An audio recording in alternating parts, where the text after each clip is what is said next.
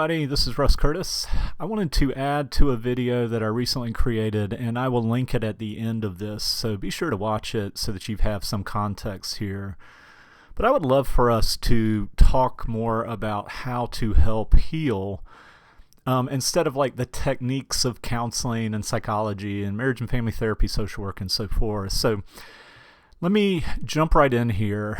Good counselors, when they're healing, see beyond the current issue. They see the strength of the client, even in their despair, the depression, the addiction, or what have you. They know there's more to them than the despair, and they see it. And I'm going to jump a little bit. This is considered, what is happening here is positive countertransference.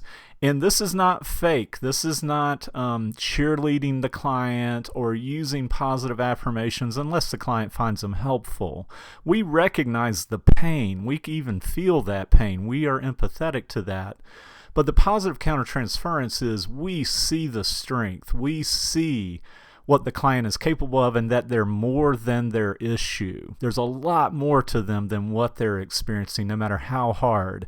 And that's the positive countertransference. And countertransference is when a counselor or therapist is transferring their emotions onto the client, probably based on what the client is giving them, maybe based on transference issues. But the clients see this. So I realize I'm jumping around a little bit, but I do want to ask you, have you ever had anybody that when you looked into their eyes, you knew they believed in you? No matter what was going on in your life, they saw your strength. They saw that you were more. That's what you want to do in counseling. And this is why self-care is so incredibly important for psychotherapists, because you've got to be in a good place. You've got to raise your vibration, if you will, in order to be a healing presence. I like the analogy of the boat, that you're looking at this person even in their despair and saying, hey, I realize that you're struggling right now. I'm in this boat with you, and I'm going to be with you until you get your sea legs, and then you're going to take this because you've got this. So you're seeing people with that you got this attitude, okay? And I want you to draw on experiences. Hopefully you've had them at some point from a teacher or a parent or a sibling or what have you, that they saw your strength. And this gets to something that I talk about in classes about caregiving versus caretaking. Caregiving is recognizing client strength and capability. Caretaking is you need people to be broken. That's the way you feel whole, is you need people to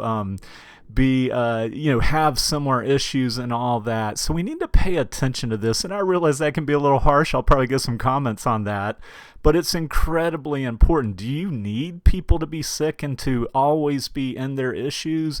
Or do you caregive and you see the people's strength? Okay, so I'd love to hear your comments. I suspect in all of our text, whether it's religious and spiritual, you've heard things similar to this. I'll link some videos at the end. Let me know if it's helpful. Take good care, and thanks for the work you're doing.